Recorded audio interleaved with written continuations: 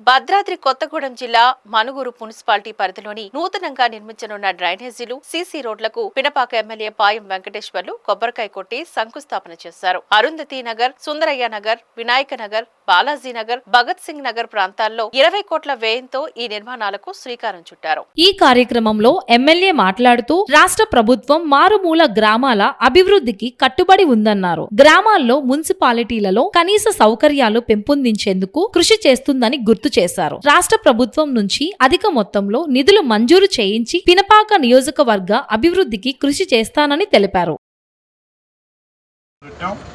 డ్రైన్లు మొత్తం వినాయక నగర్లో డ్రైన్ అనేది లేదనకుండా డ్రైన్లకు సంబంధించి మరి ఇవాళ భూమి పూజ చేసుకుంటా ఉన్నాం.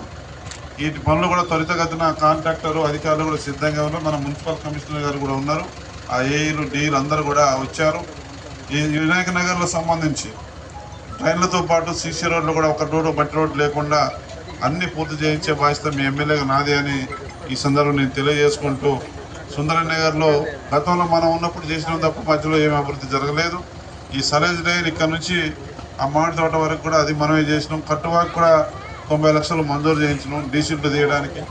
మన వర్షాకాలాలు వస్తే ఆగస్టు నెలలో పోయిన సంవత్సరం దానికి ఒక 40 లక్షలు మంజూరు చేయించి